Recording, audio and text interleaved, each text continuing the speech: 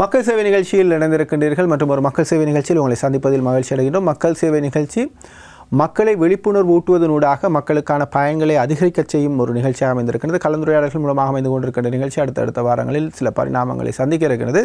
இந்த வார மக்கள் சேவை நிகழ்ச்சியிலும் ஒரு முக்கியமான கலந்துரையாடல் இடம்பெற இருக்குது. குறிப்பாக இப்போ உங்களோட வீடுகளுக்கெல்லாம் வந்து தகவல்களை திரட்டி கொண்டிருப்பாங்க தொகை மதிப்பு மற்றும் புள்ளி விவர திணைக்களம்.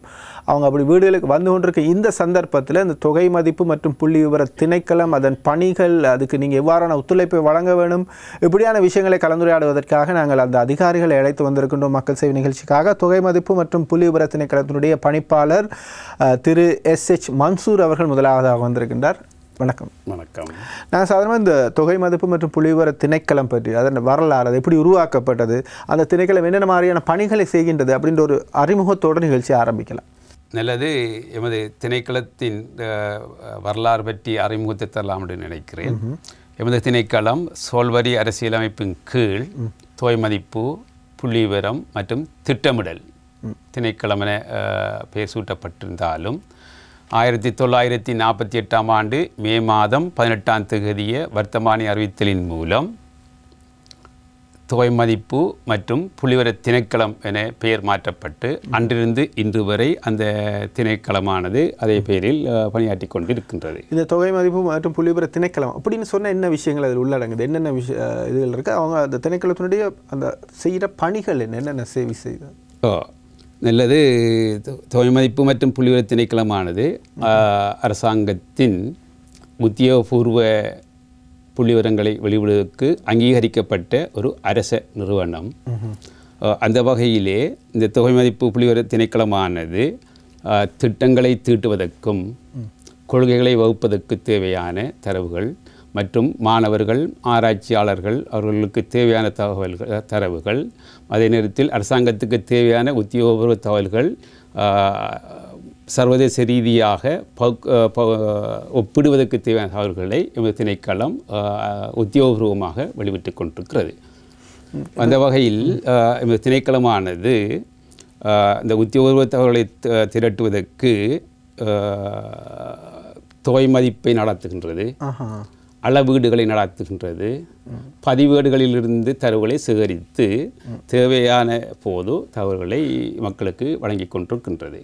ஆனால் காலத்துக்கு காலம் வழங்கி கொண்டிருக்கிறது. அதே நேரத்தில் இந்த தகவல்களை சேகரிப்பதற்கு தரவுகளை சேகரிப்பதற்கு எங்களுக்கு திணைக்களம் 2 கட்டளை சட்டத்தின் கீழ் தகவல் சேகரிக்கப்படுகிறது. ஒன்று தொகை மதிப்பு கட்டளை சட்டம், மற்றது புள்ளிவிவர கட்டளை சட்டம். இந்த கட்டளை சட்டத்தின் கீழேயே எமது திணைக்களமானது தகவல்களை சேகரிக்கின்றது. இப்போ நீங்கள் சொன்னீங்க இந்த கட்டளை சட்டங்கள் சட்ட ரீதியாக இதுக்குரிய அங்கீகாரம் இருக்குன்னு சொல்லி, இந்த காலத்துக்கு காலம் செய்கிற இந்த கணக்கெடுப்புகள் எப்படி வகைப்படுத்தப்படுது? இப்போ ஒரு கணக்கெடுப்பு நடந்துட்டு இருக்கு, இது என்ன மாதிரியான வகைக்குள்ளே வரும்? அது தவிர வேறு என்ன தகவல்களை அப்படி திரட்டுறீங்க? உங்களுக்கு ஒரு வருஷத்தை எடுத்தால் என்ன மாதிரியான வேலைகள் இருக்குது, இல்லை இந்த காலப்பகுதிகளுக்கு எப்படியான தகவல்கள் எடுக்கிறீங்க? நாங்கள் தொகை மதிப்பானது பொதுவாக நமது நாட்டிலே இலங்கையிலே மாத்திரமில்லை சர்வதேசியாகவும் குடிசன வீட்டு வசதிகள் தொகை மதிப்பு நடத்தப்படுகின்றது. அது 10 ஆண்டுக்கு ஒரு முறை நடத்தப்படுகின்றது. ஆனால் தொகை மதிப்பு என்பது பொதுவாக 10 ஆண்டுக்கு ஒரு முறை நடத்தப்பட்டிருந்தாலும் அளவீடுகள் தேவை ஏற்படும் போது அந்த காலத்தில் மாத்திரம் சேகரிக்கப்படுகிறது. அளவீடுகள் தொகை மதிப்பு சம்பந்தமாக 2ம் வித்தியாசமான ஒரு தகவல் சேகரிப்பு. தொகை மதிப்பு என்பது குறிப்பாக சகல கூறுகளையும் கூறுகளையும் அதாவது தகவல் சேகரிப்பது என்பது. அளவீடு என்பது மாதிரியாக நாங்கள் தகவல்களை சேகரித்து அதிலிருந்து முடிவுகளை பெற்றுக்கொள்வது. இப்போ ஒரு மிகப்பெரிய பணி நாடு முழுவதும் செய்யணும், இப்போ எல்லா மக்கள்கிட்டையும் போக வேண்டிய ஒரு தேவை இருக்கும். அதுபோல் இது ஒரு பாரம்பரியமான ஒரு திணைக்களம், ஒரு மக்களோடு பயணிக்க வேண்டிய ஒரு பழைய நிறைய காலம் செயல்பட்டு கொண்டிருக்க ஒரு திணைக்களம். இப்போ இந்த திணைக்களத்தினுடைய உத்தியோகத்தர்கள் எவ்வாறானவர்கள், எவ்வாறு இதில் பணியாற்றுகிறார்கள், அவர்களுடைய பணிகள் என்ன கேட்டகரைஸ் பண்ணி சொல்கிறேன்னா என்ன மாதிரி அவங்களோட ஸ்டாஃப் ஸ்ட்ரக்சர், அவங்களோட பணிகள்? ஸ்ட்ரக்சர் என்று சொல்லுகின்ற போது திணைக்களத்தின் பொறுப்பாக பணிப்பாளர் நாயகம் அவர்கள் இருப்பார்கள். ஆனால் தொகை மதிப்பை நடாத்துவதற்காக தொழில்நுட்ப ரீதியாக செயற்பாடுகளை மேற்கொள்வதற்காக எமது திணைக்களத்தின் பணிப்பாளர் நாயம் அவர்கள் தொய்மதிப்பு அத்தியட்சகராக செயற்பட்டு கொண்டிருப்பார். அதே நேரத்தில் நிர்வாக ரீதியாக மாவட்ட மட்டத்தில் பிரதேச செயலக மட்டத்தில் அரசாங்க மாவட்ட செயலாளர்கள் பிரதேச செயலாளர்கள் செயற்பட்டு கொண்டிருப்பார்கள்.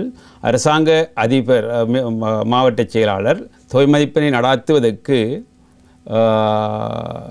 தொகை மதிப்பு ஆணையாளராக மாவட்டத்துக்கு பொறுப்பான தொகை மதிப்பு ஆணையாளராகவும் மேலதிக அரசாங்க அதிபர் மேலதிக மாவட்ட செயலாளர் மேலதிக பிரதி மாவட்டத்துக்கான பிரதி தொகை மதிப்பு ஆணையாளராகவும் பிரதேச செயலாளர்கள் உதவி பிரதேச செயலாளர்கள் பிரதி தொகை மதிப்பு ஆணையாளராக பிரதேசத்துக்காக வர்த்தமானி மூலம் அறிவிக்கப்பட்டு நியமிக்கப்பட்டிருக்கிறார்கள்.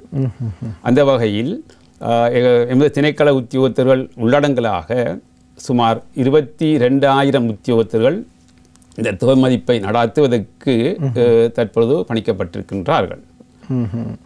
இப்போ இதில் அவங்களோட பணிகளை வகைப்படுத்துகிறேன்னா இப்போ இந்த உங்களுடைய ஸ்டாஃப்ட பணிகள் இதில் தொகை மதிப்பு அதிகாரிகள் எவ்வாறு இருக்கிறாங்க, என்ன மாதிரி அவங்களோட பணிகள் சேவைகள் என்னவா இருக்குது?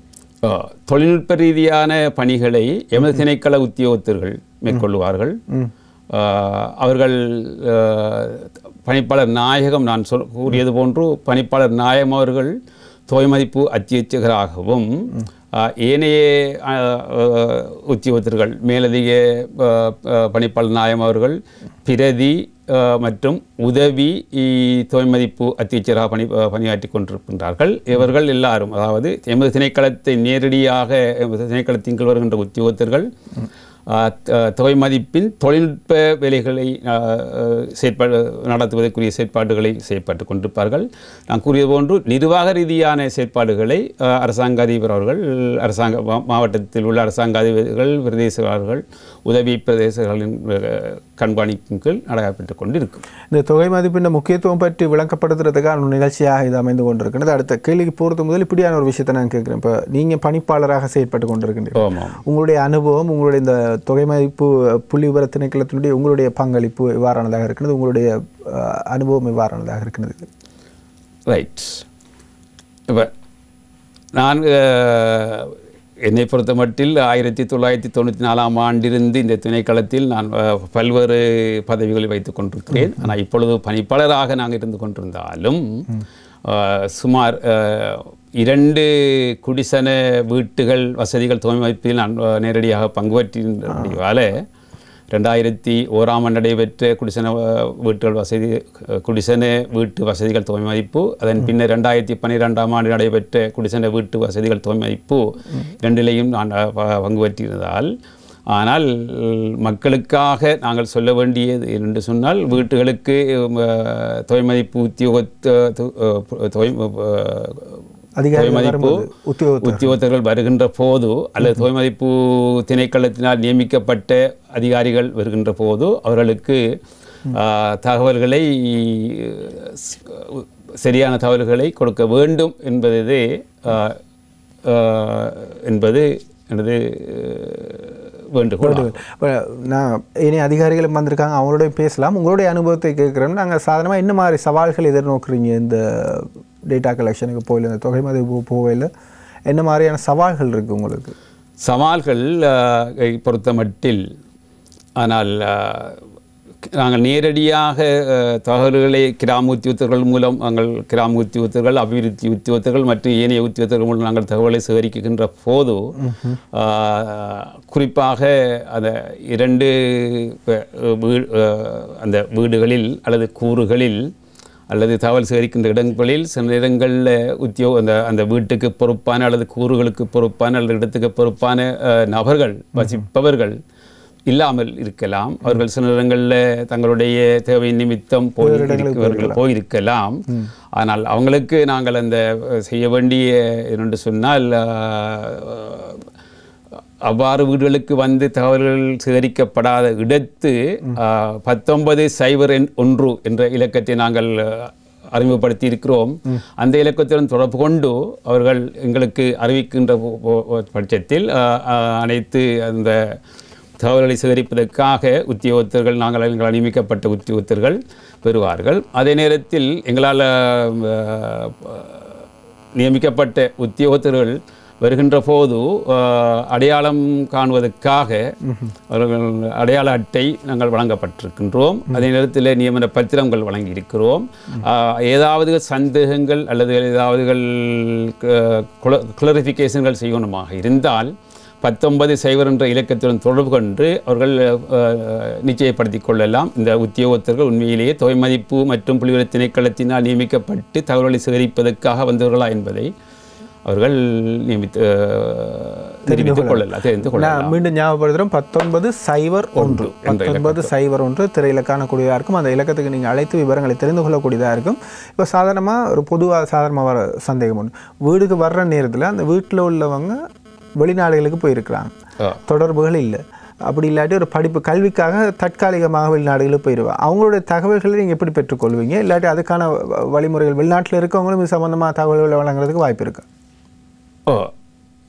வெளிநாட்டு சொல்கின்ற போது நாங்கள்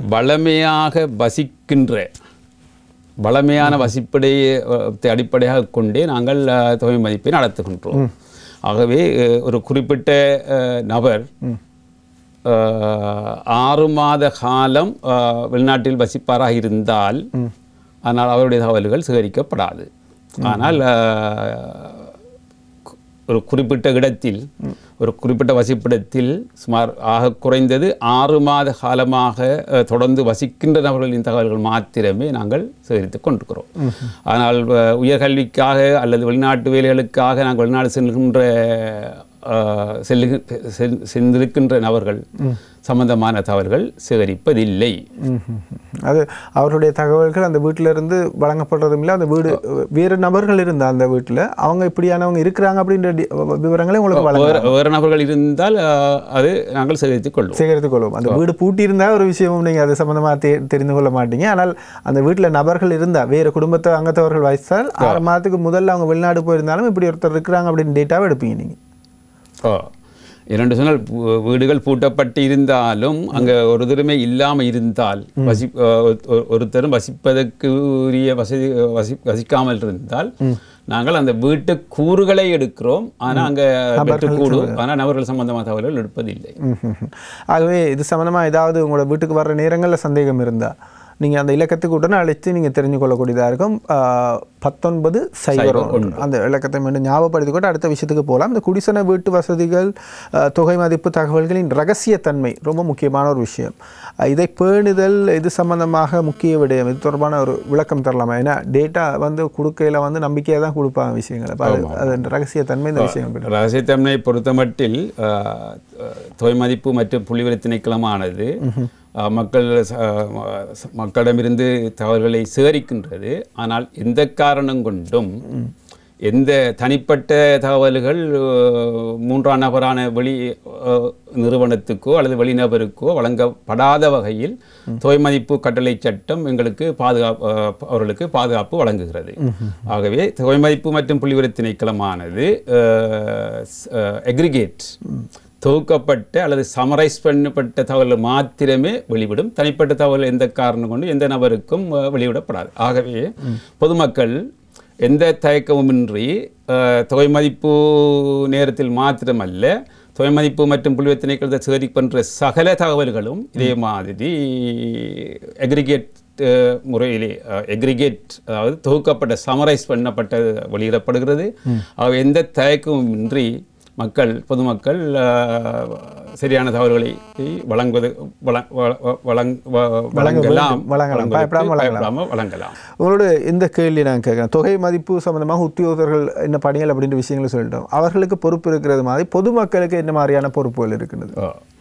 பொதுமக்கள் உண்மையிலே அதாவது தகவல் சேகரிப்பதற்காக வீடுகளுக்கு வருகின்ற எமது உத்தியோகத்தர்களுக்கு அல்லது எங்களால் அனுமதிக்கப்பட்ட உத்தியோகத்தர்களுக்கு சரியான தகவல்களை வழங்க வேண்டும். வழங்குவதன் மூலம் நாட்டின் தேசிய முக்கியத்துவ தொகை மதிப்பு என்பது ஒரு நாட்டின் தேசிய முக்கியத்துவம் வாய்ந்த பணி. அதுக்கு அவருடைய ஒத்துழைப்பை வழங்கி சரியான தகவல்களை வழங்கி நாட்டின் அபிவிருத்திக்கு ஒத்துழைப்பு வழங்க வேண்டும் என்பதே எமது திணைக்களத்தின் ஒரு வேண்டுகோளாகும். நிச்சயமாக கொஞ்சம் விரிவாக சொல்லுவோம். அதாவது நாங்கள் எதிர்பார்க்கிறது பொதுமக்கள் தங்களுடைய தனிப்பட்ட விஷயங்கள் அப்படி இல்லாட்டி சில எத்தனை பேர் இருக்கிறாங்க, என்ன செய்துட்ருக்காங்க, அவங்களோட பொருளாதார நிலைகள் பற்றியெல்லாம் கேள்விகள் கேட்கப்படும். அவங்களுக்கு நாங்கள் இன்னும் கொஞ்சம் சொல்கிறதா இருந்தால் இது எப்படி நாட்டுக்கு முக்கியத்துவமான விஷயமாக இந்த டேட்டாஸ் எப்படி பயன்படுத்தப்படும், இந்த தகவல்கள் எப்படி பயன்படுத்தப்படும் அப்படின்னு ஒரு சுருக்கமான ஒரு விளக்கம். தொகை மதிப்பு புள்ளிவிவர திணைக்களத்தை பொறுத்தவரை சேகரிக்கப்படுகின்ற தகவல்கள் நாட்டின் கொள்கைகளை எதிர்கால கொள்கைகளை வகுப்பதற்கு அல்லது அபிவிருத்தி சம்பந்தமான திட்டங்களை மேற்கொள்வதற்கு அல்லது சர்வதேச நாடுகளுடன் நமது நாடு எந்த இடத்தில் இருக்கின்றது ஒப்பிட்டு பார்ப்பதற்கு, ஆராய்ச்சியாளர்களுக்கு வழங்குவதற்கு மற்றும் மாணவர்களுக்கு தேவையான தகவலை வழங்குவதற்கு இது பயன்படுத்தி கொண்டிருக்கின்றது. சேகரிக்கப்படும் தகவல்கள் கொண்டது.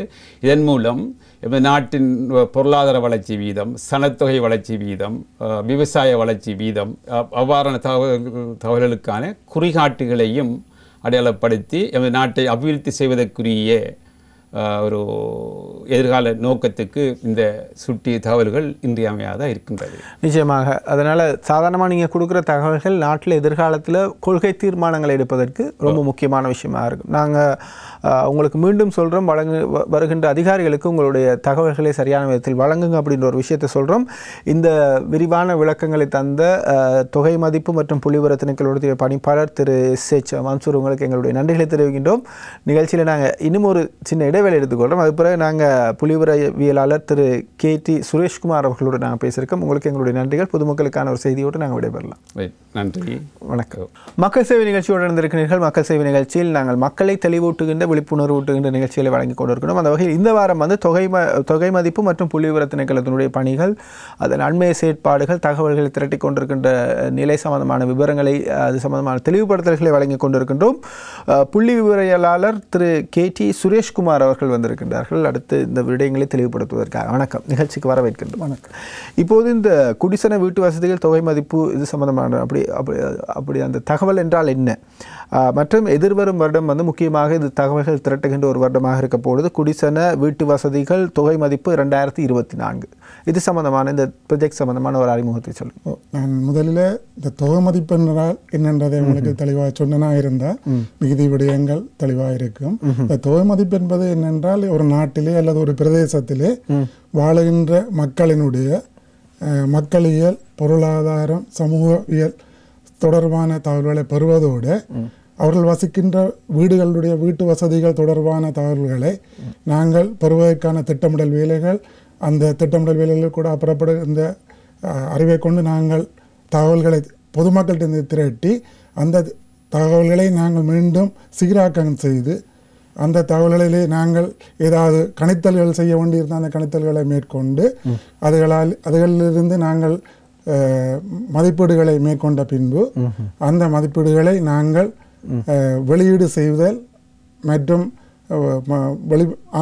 நபர்களுக்கு வழங்குவது போன்ற எல்லா பணிகளையும் ஒன்றிணைத்தது தான் தொகை மதிப்பு என்று அழைக்கப்படுகின்றது.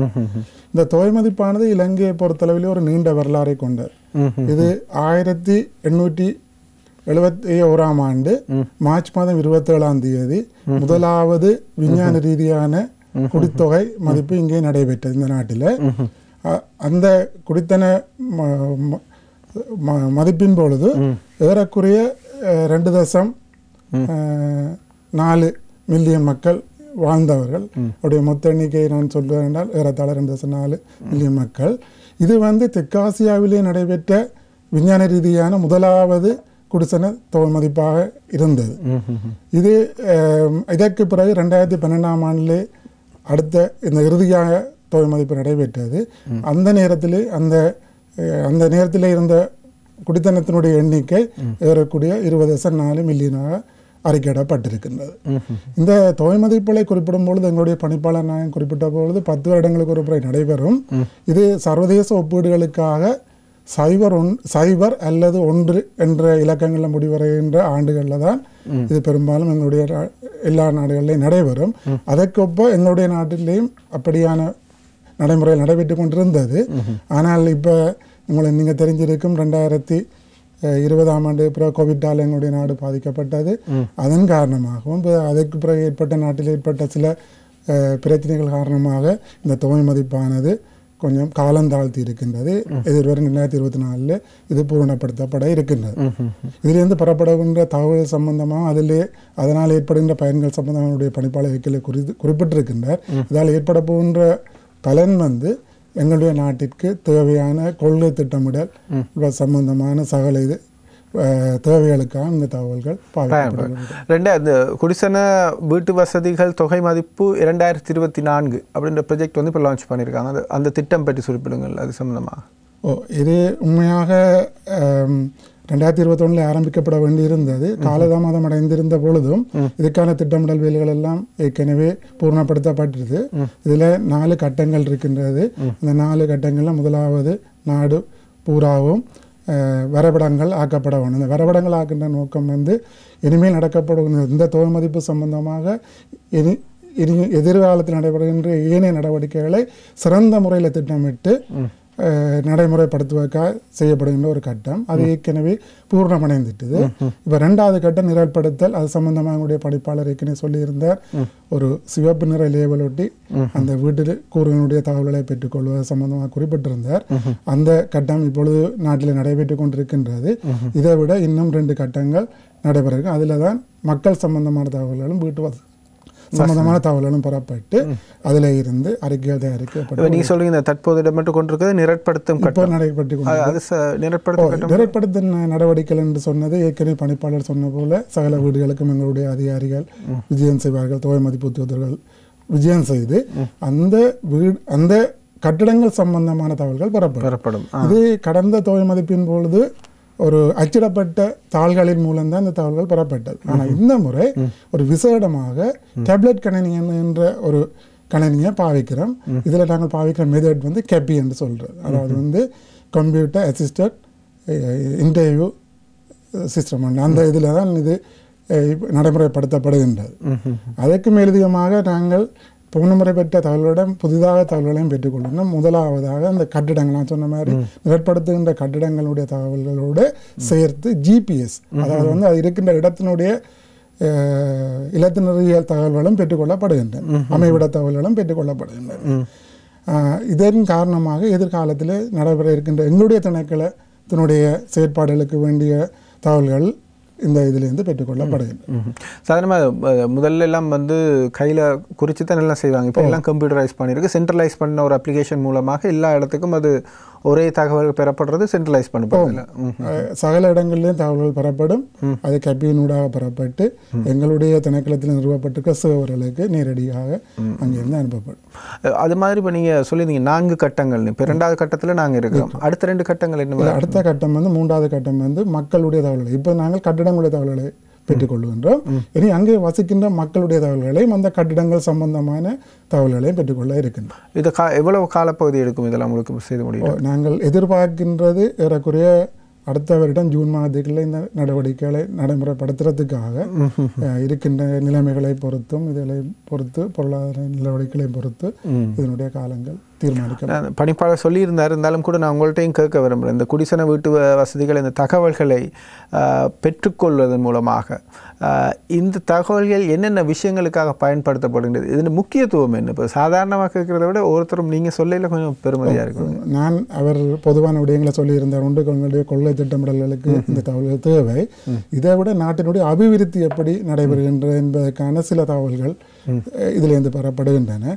மற்றும் பொழுது உங்களுக்கு ஞாபகம் இருக்கலாம், கோவிட் காலத்தில் பொதுமக்களுக்கான அனர்த்தங்கள் ஏற்படுகின்றன அல்லது இப்போ அப்படியான அனர்த்தங்கள் ஏற்படுகின்ற போது நாட்டில் மக்களுக்கு நாங்கள் அந்த நேரத்தில் அவசரமாக உதவிகள் செய்ய வேண்டிய நேரத்தில் அவர்களுடைய விவரங்கள், அவர்களுடைய சனத்தொகை, அந்த பிரதேசங்களுக்கு வாழ்கின்ற சனத்தொகை எல்லாம் மிக முக்கியமான ஒரு தகவல்.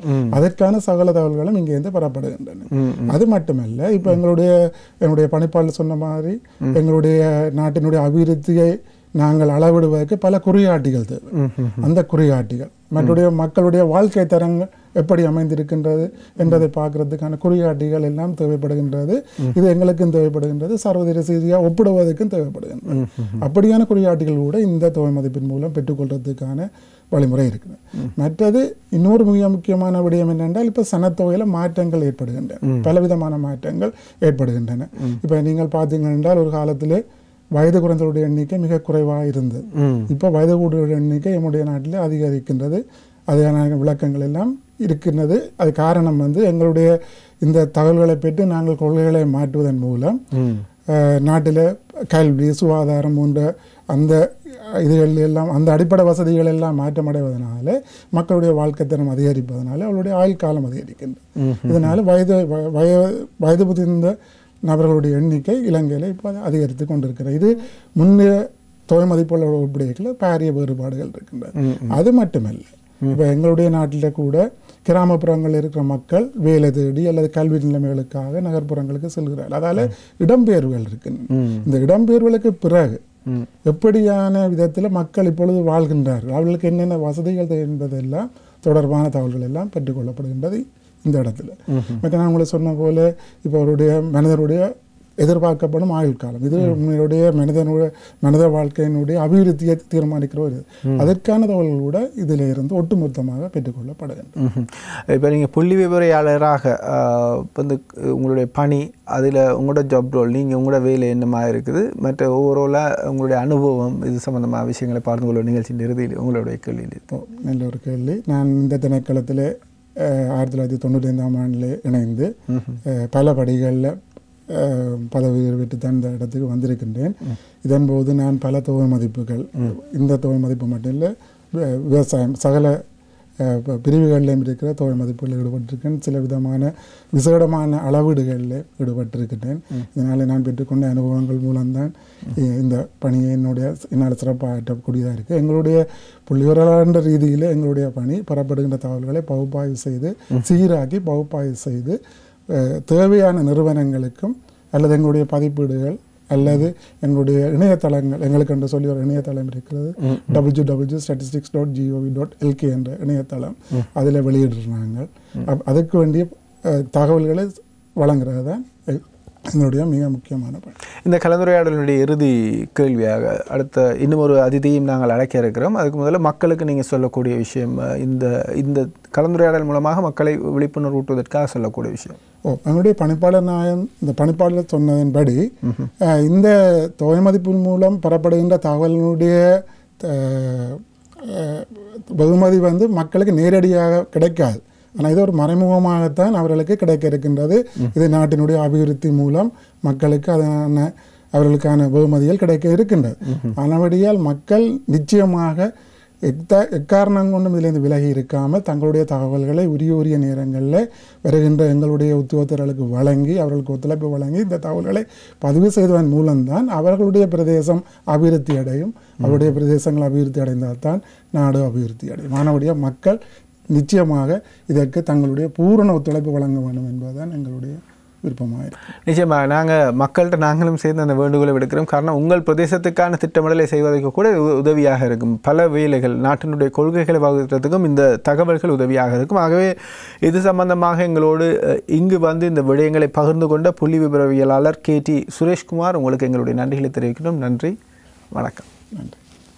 மக்கள் சேவை நிகழ்ச்சியோடு இருந்திருக்கின்றீர்கள். மக்கள் சேவை நிகழ்ச்சியில் இன்னும் ஒரு அதிகாரியை அழைத்து இந்த புள்ளி விவர திணைக்களம் செய்து கொண்டிருக்கின்ற பணிகள் சம்பந்தமாகவும் இப்போது நடைமுறையில் இருக்கின்ற விடயங்கள் சம்பந்தமாகவும் பேசலாம். ஒரு இடைவேளை தொடர்ந்து உங்களை மக்கள் சேவை நிகழ்ச்சியோடு இருந்திருக்கின்றீர்கள். மக்கள் சேவை நிகழ்ச்சியில் தொகை மதிப்பு மற்றும் புள்ளி விவர திணைக்களத்தினுடைய செயற்பாடுகள், இப்போது நடந்து கொண்டிருக்கின்ற பணிகள் பற்றி நாங்கள் பேசிக் கொண்டிருக்கின்றோம். புள்ளி விபர உத்தியோகத்தர் திரு S. பூங்குன்றன் அவர்கள் கலையம் வந்திருக்கின்றார். அடுத்த அதிதியாக வணக்கம், உங்களை வரவேற்கின்றோம். வணக்கம். இந்த இப்போது இடம்பெற்றுக் கொண்டிருக்கின்ற இந்த வீட்டு வசதிகள் தொகை மதிப்பு மேற்கொள்ளப்படுகின்ற முறை தொடர்பாக, அது என்ன முறையில் மேற்கொள்ளப்படுகின்றது, அது சம்பந்தமான விளக்கத்தையும் அந்த குடிசன வீட்டு வசதிகள் தொடர்பான ஒரு விளக்கமான ஆரம்பத்தோடு நிகழ்ச்சி ஆரம்பிக்கும். நன்றி. உலகில் பல நாடுகளைப் போலவே இலங்கையிலும் 10 ஆண்டுகளுக்கு ஒரு முறை இந்த குடிசன வீட்டு வசதிகள் தொகை மதிப்பு இடம்பெற்று வருகின்றது. இந்த தொகை மதிப்பு கட்டளை சட்டத்தின் கீழ் அதிகாரம் அளிக்கப்பட்டு இடம்பெற்று வருகின்றது. அதாவது அதில் குறிப்பிட்டதன் பிரகாரம் எமது திணைக்களம் இருக்கும் அமைச்சுக்கு பொறுப்பான அமைச்சரின் உத்தரவின் பேரில் தான் இந்த தொகை மதிப்பு இடம்பெறுகின்றது. இதன் அடிப்படையில் கடந்த ஜூலை 10ஆம் தேதி வர்த்தமானியின் பிரகாரம் 2023 மற்றும் 2024களில் இந்த தொகை மதிப்பு நடவடிக்கைகளை மேற்கொள்ள வேண்டும் என்று எமது அமைச்சர் பணித்துள்ளார். அந்த பணிப்பின் பேரில் இதற்கான நடவடிக்கைகள் நாங்கள் ஆரம்பித்துள்ளோம்.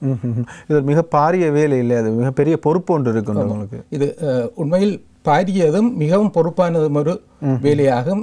இதில் முக்கியமாக எந்த ஒரு நபரும் விடுபடக்கூடாது. அதே நேரம் இந்த நபர்கள் மீளவும் கணக்கெடுக்கப்படாமல் இந்த நடவடிக்கையை நாங்கள் மேற்கொள்ள வேண்டி இருக்கு. இப்போ இது நினைச்ச உடனே நடக்கிற ஒரு விஷயம் இல்லை தான், நீண்ட காலம் திட்டம் போட்டு செய்கிற ஒரு விஷயம். அதுக்குரிய ஏற்பாடுகள் தயார்படுத்தல்களை செஞ்சு இது உடனடியாக இடம்பெற்றது இல்லை.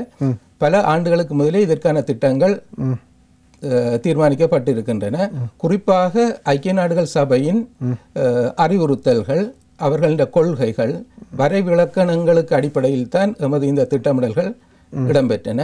அத்துடன் இந்த திட்டமிடல்கள் அவர்கள் கொள்கைகள் வரைவிலக்கணங்கள் வழங்கப்பட்டாலும் நாங்கள் எமது நாட்டிற்கு ஏற்ற மாதிரி சில மாற்றங்களை செய்து இந்த நடவடிக்கையை மேற்கொண்டு வருகிறோம்.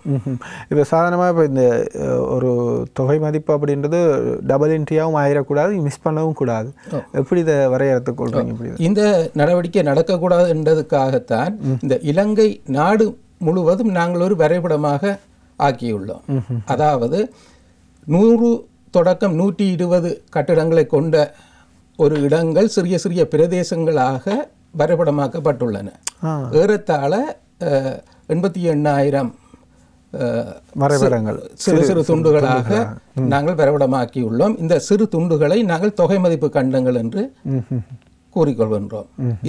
இதற்கு முதல் நாங்கள் செய்த வேலை என்னவென்று சொல்லி சொன்னால், கிராம உத்தியோகத்தர்கள் பிரிவுகளுக்கான வரைபடங்களை தயாரித்துள்ளோம். அது ஆரம்ப கட்டமாக செய்மதி படங்களில் இருந்து கிராம உத்தியோகத்தர் பிரிவுகளின் வரைபடங்களை, அதுவும் டிஜிட்டல் மேப்புகளை நாங்கள் தயாரித்து அதை சிறு சிறு துண்டுகளாக தொகை மதிப்பு கண்டங்களாக பிரித்து எல்லைகள் எல்லாம் மிகவும் துல்லியமான முறையில் கிராம உத்தியோகத்தர்களை கொண்டே நாங்கள் சீராக்கப்பட்டு திருத்தமான முறையில் இந்த வரைபடங்கள் தயாரிக்கப்பட்டிருக்குது.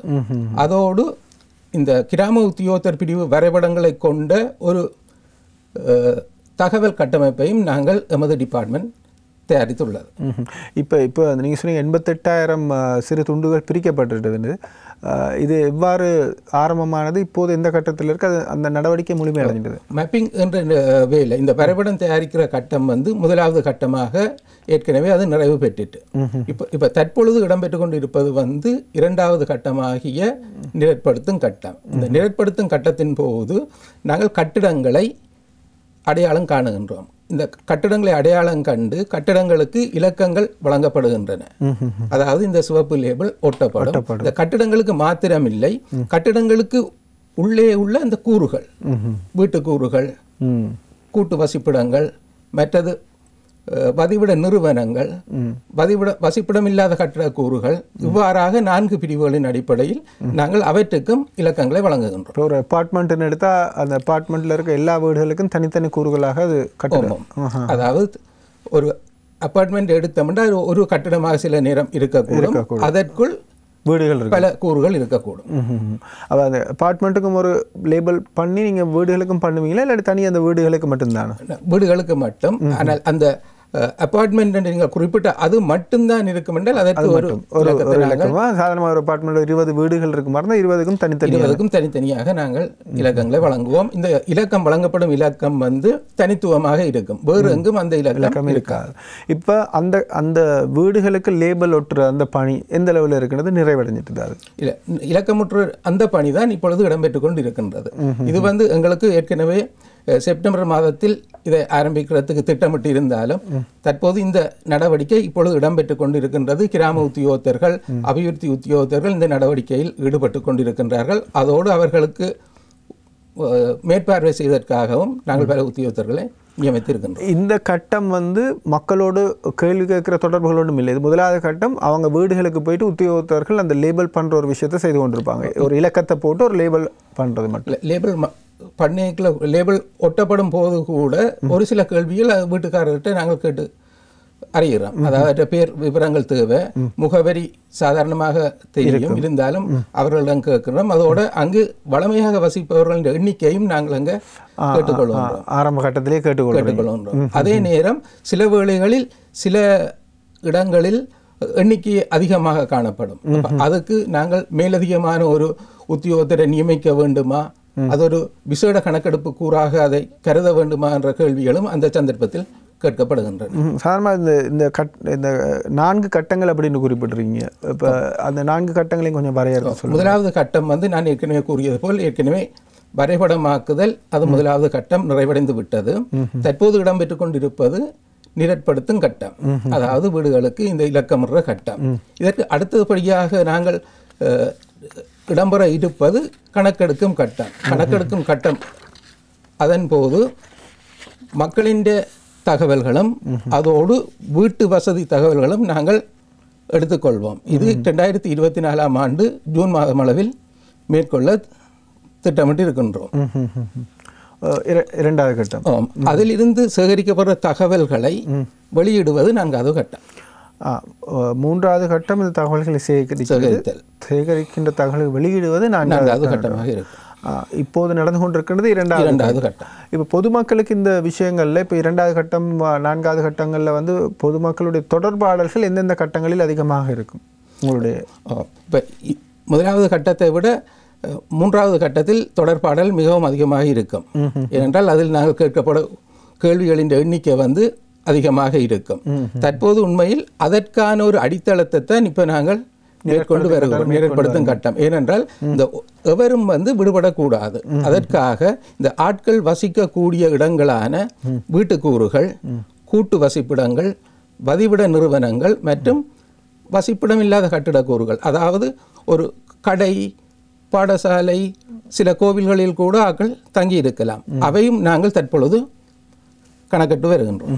இந்த 3ஆம் கட்டம் எப்போது இடம்பெறும்? இதன் போது எவ்வாறான தகவல்களை சேகரிக்கிறதுக்கு திட்டமிட்டுறீங்க? என்ன மாதிரி தகவல்கள்? 3வது கட்டம் வந்து அது பொதுவாக ஆட்களின் தகவல்கள், இன்றைக்கு அவர்களின் வயது, ஆண் பெண் பிரிவு, அவர்களது கல்வி தகைமை, அவர்களது தொழில் போன்ற விஷயங்கள் எடுப்போம். அதே நேரம் வீட்டு வசதிகளை பொறுத்தவரையில் வீடு கட்டப்பட்ட பொருட்கள் என்ன, அவர்கள் பயன்படுத்துகிற வெளிச்சம் என்ன மாதிரி வெளிச்சங்கள், சமையலுக்கு என்ன பாவிக்கின்றார்கள், இப்படியான விஷயங்களும் அங்கு கேட்கப்படும். மிக நுணுக்கமான கேள்வியில் அவங்களுடைய வாழ்க்கை முறை சம்பந்தமாக கேள்விகள் கேட்கப்படும். இது இப்போ ஒரு மென்பொருள் மூலமாக, ஒரு அப்ளிகேஷன் மூலமாக செய்கிறீங்க, அதை பற்றி கொஞ்சம் சொல்லுங்கள். ஆமாம், இது இந்த முறை எங்களுக்கு முதலாவது இந்த தொகை மதிப்பில் முதலாவது நாங்கள் ஏற்கனவே புள்ளிவிவரவியலாளர் கூறியது போல கப்பி தொழில்நுட்பம் பயன்படுத்துகின்றோம். ஏற்கனவே நாங்கள் இந்த தொழில்நுட்பம் எங்கள் மக்களியல் மற்றும் சுகாதார அளவீட்டின் மூலம் ஏற்கனவே நாங்கள் இதை மிகவும் வெற்றிகரமாக மேற்கொண்ட விடயம்தான். தொகை மதிப்பில் முதலாவது தரமாக இதை நாங்கள் பயன்படுத்துகிறோம். நன்மைகள் என்ன? நன்மைகள் முதலாவது செலவு குறைவு, இதுதான் முதலாவது. மற்றது பங்கு கொள்ளும் உத்தியோகத்தின் எண்ணிக்கையும் நாங்கள் குறைக்கலாம். மற்றது மிகவும் விரைவாக தகவல்களை வெளியிடலாம், ஒரு இடத்துக்கு கொண்டு வரக்கூடியதாக இருக்கும். அதேபோல் இந்த சனத்தொகை கணக்கெடுப்பு தரத்தை இந்த குவாலிட்டியை கூட்டுறதுக்கு உங்களுடைய ஆலோசனைகள், நீங்கள் கதைச்சு கொண்ட விஷயங்கள் என்ன மாதிரி? முதலே நாங்கள் இதுக்கு பல திட்டங்களை ஏற்கனவே தீர்மானித்து இருக்கின்றோம், பல ஆண்டுகளுக்கு முதல். அது மட்டுமன்றி குறிப்பாக பயிற்சி வகுப்புகள் வந்து பல படிநிலைகளில் நாங்கள் பயிற்சி வகுப்புகளை மேற்கொண்டிருக்கின்றோம். அதாவது நாங்கள் எமது பிரதான காரியாலய உத்தியோகத்தர்கள் தொடக்கம் ஆரம்பத்திலிருந்து பல படிகளில் பயிற்சி வகுப்புகளை வழங்கி மிகவும் தரமான பயிற்சிகளை இந்த கணக்கெடுக்கும் உத்தியோகத்தர்களுக்கு நாங்கள் வழங்கி இருக்கின்றோம். அது மட்டுமன்றி மேற்பார்வை நடவடிக்கைகளும் ஒவ்வொரு படிநிலைகளிலும் இடம்பெற்று வருகின்றது.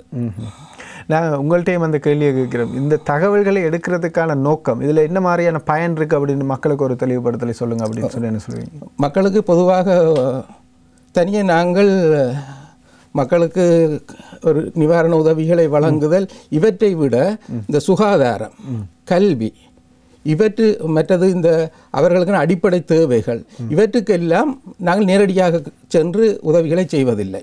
இது உண்மையில் ஒரு இடத்துக்குரிய சுகாதார வசதியை நாங்கள் அதிகரிக்க வேண்டும் என்றால் அதுக்கு தேவையான தரவுகளை இந்த தரவுகளில் இருந்துதான் பெற்று கூடுதலாக இடம்பெறுகின்றது. அப்போ சாதாரணமாக இப்போ ஒரு உலக வங்கியோ இல்லாட்டி உலக சுகாதார ஸ்தாபனமோ ஒரு தீர்மானம் எடுக்கல இந்த பிரதேசத்துக்கு இது செய்யணும் அப்படின்ற ஒரு விஷயம் இந்த புள்ளிவிவரத்தில் இருக்கிற தகவல்களின் அடிப்படையில் கொள்கைகளை விட தீர்மானிக்கிறது தான் முடியும். இது ஏற்கனவே எங்களுக்கு இந்த இப்படி ஒரு தகவல் சேகரிக்கிறது என்ற மிகவும் நீண்ட கால தேவைப்படும். அதைவிட நம்மிடம் இந்த தகவல் இருக்கின்றபடியால் இதை வைத்து அவர்கள் தமது தேவைகளை உடனடியாக தீர்த்து கொள்ளலாம். நீங்கள் புள்ளிவிவர உத்தியோகத்தராக கடமையாற்றி கொண்டிருக்கின்றீர்கள். உங்களுடைய பங்களிப்பு, உங்களுடைய அனுபவம், இந்த தொகை மதிப்பு புள்ளிவிவர திணைக்களத்தினுடைய அந்த விஷயத்தையும் தெரிஞ்சு கொள்வோம். நான் 98ஆம் ஆண்டு இந்த திணைக்களத்தில் சேர்ந்து இது எனது 3வது தொகை மதிப்பு. அதோடு இந்த தொகை மதிப்பு என்ற இந்த பிரிவில் தான் நான் தொடர்ந்து 25 வருடங்களாக பணியாற்றுகின்றேன். அப்போ இது தொடர்பாக எனக்கு மிகவும் தெளிவான ஒரு பார்வை உள்ளது. நாங்கள் இப்போ நீங்கள் 98ஆம் ஆண்டு சொன்னீங்க, அதுபோல் பணிப்பாளர் 94ஆம் ஆண்டில் இருந்திருக்கிறேன். இப்படி நீண்ட கால அனுபவம் உள்ளவர்கள் இந்த நிகழ்ச்சிக்கு வந்திருக்கிறீங்க. ஒரு பரிணாம வளர்ச்சியை இந்த திணைக்களம் கண்டிருக்கும். கடந்த 3 தசாப்தங்கள் அப்படின்றது, கடந்த ஒரு தசாப்தம் இந்த தொழில்நுட்பம் அப்படின்றது ரொம்ப அதிகமாக உள்வாங்கப்பட்ட ஒரு காலம். எப்படியான மாற்றங்களை திணைக்களம் சந்தித்திருக்கின்றது, அது என்ன மாதிரியான நன்மைகளை கொண்டு வந்திருக்குது? ஆரம்பத்தில் ஒன்று நாங்கள் கணனியை எடுத்தோம்னாலே நாங்கள் வந்த நேரத்தில் உள்ள அபிவிருத்தியை விட இன்று மிகவும் நாங்கள் எங்களை டெவலப் பண்ணியிருக்கிறோம். அது எங்களுக்கு அவதானிக்க முடியுது. இப்போ ஏற்கனவே நாங்கள் இந்த தொகை மதிப்பு கூட பேப்பர் பேஸ், அதாவது கதை மூலம் செய்யப்பட்ட இந்த கேள்விகள் எல்லாம் இந்த முறை நாங்கள் அப்ளிகேஷன் மூலம் செய்யல. அது மிகவும் ஒரு முக்கியமான ஒரு அபிவிருத்தி என்று தான் கூறலாம். அது மட்டுமன்றி எமது திணைக்களங்களும் தேவையான கணனிகள், அதற்குரிய மென்பொருள்கள் எல்லாம் இம்முறை இதற்கான மென்பொருள்கள் எமது திணைக்களம் தரவு வகைப்படுத்தல் பிரிவு தான் அதையும் தயாரித்திருக்கின்றது. நாங்கள் இந்த நடைபெற்று கொண்டிருக்கின்ற இந்த புள்ளிவிவர திணைக்களத்தினுடைய செயற்பாடுகள், அவர்களுடைய பணிகள் சம்பந்தமாக பேசிக்கொண்டிருக்கின்றோம். நிகழ்ச்சி நிறைவாக திரு பூங்குன்றன் அவர்களோடு பேசிக்கொண்டிருக்கின்றோம். மக்களுக்கான ஒரு செய்தியாக, ஒரு தெளிவுபடுத்தலாக நீங்கள் இறுதியாக கூற விரும்புகின்றீர்கள்? மக்களுக்கு கூற வேண்டிய விடயம் என்னவென்றால், உண்மையில் இந்த தொகை மதிப்பு புள்ளிவிவர திணைக்கள உத்தியோகத்தர்கள், எம்மால் நியமிக்கப்படும் உத்தியோகத்தர்கள் உங்களிடம் தகவல்களை கேட்கும்போது நீங்கள் தயக்கமின்றி அதற்கான தகவல்களை வழங்கலாம். ஏனென்றால் உங்களது தகவல்கள், தனிப்பட்ட தகவல்கள் எக்காரணத்தை இட்டும் எவருக்கும் பகிரப்பட மாட்டாது. ஆகவே உங்களுக்குரிய தகவல்களை எமது உத்தியோகத்தர்கள் என்பதை உறுதி செய்து கொண்டு அவர்களுக்கு எவ்வித தயக்கமின்றி வழங்கலாம். நான் மீண்டும் அந்த இலக்கத்தை ஞாபகப்படுத்துகின்றோம். 1901 1901 இந்த இலக்கத்துக்கு நீங்கள் அழைத்து உறுதிப்படுத்தல்களை, நீங்கள் விவரங்களை சொல்லலாம். அதுபோல் இன்றைய தினம் இங்கே வருகை தந்து இந்த விளக்கங்களை தந்த புள்ளி விவர உத்தியோகத்தர் திரு பூங்குன்றன் அவர்களுக்கு நன்றிகளை தெரிவிக்கின்றோம்.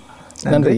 அதுபோல் பணிப்பாளராக இணைந்திருந்த SH மன்சூர் அவர்களுக்கும் திரு சுரேஷ்குமார் அவர்களுக்கும் எங்களுடைய நன்றிகளை தெரிவிக்கணும். இறுதியாக நாங்கள் மக்களுக்கு சொல்லக்கூடிய ஒரு விஷயம், இது தனியே புள்ளிவிவர திணைக்களத்தினுடைய இந்த செயற்பாடு அவர்களுடைய தகவலுக்காக மாத்திரம் பெற்றுக்கொள்ளப்படுவதல்ல. உங்களுடைய பிரதேசம் அல்லது இலங்கை நாட்டினுடைய கொள்கை திட்டமிடல்கள் இந்த தகவல்களினூடாக தீர்மானிக்கப்படுகிறது. ஆகவே தகவல்களை சரியாக வழங்குங்கள், அவர்களுக்கு ஒத்துழைப்பை வழங்குங்கள். இது இலங்கையை பொறுத்த வரைக்கும் அடுத்து வருகின்ற 2-3 தசாப்தங்களுக்கு இலங்கை இவ்வாறான பாதையில் பயணிக்கப் போகின்றது என்ற கொள்கைகளை வகுக்கின்ற போது தேவையான தகவல்களாக இருக்கப்படுது. இலங்கைக்கு மாத்திரமல்ல, சர்வதேச அமைப்புகள், உலக வங்கி உள்ளிட்ட பொது அமைப்புகள், இலங்கைக்கு உதவி செய்கின்ற நாடுகள் என்பன கூட இந்த தகவல்களின் அடிப்படையில் தான் அந்த உதவிகளை செய்ய போகிறது. ஆகவே மிக முக்கியமான ஒரு பணி நடந்து கொண்டிருக்கின்றது. அடுத்த ஆண்டு இறுதி அளவில் இந்த பணிகள் நிறைவடைய இருக்கின்றது. இந்த ஆண்டு தொடங்கி இருக்கின்றார்கள். ஆகவே உங்களுடைய ஒத்துழைப்புகளை வழங்குங்கள். ஏதாவது சந்தேகங்கள் இருந்தால் 1901 என்ற இலக்கத்துக்கு நீங்கள் அழைத்து தகவல்களை பெற்றுக்கொள்ளக்கூடியதாக இருக்கும். தொகை மதிப்பு மற்றும் புள்ளிவிவர திணைக்களத்தினுடைய செயற்பாடுகள், அதன் திட்டங்கள், அதன் பணிகள் பற்றிய விளக்கங்களை இந்த வார மக்கள் சேவை நிகழ்ச்சியில் உங்களுக்கு வழங்கியிருந்தோம். மற்றும் ஒரு மக்கள் சேவை நிகழ்ச்சியில் உங்களை சந்திக்கலாம். அதுவரையில் விடைபெற்றுக் கொள்கின்றோம்.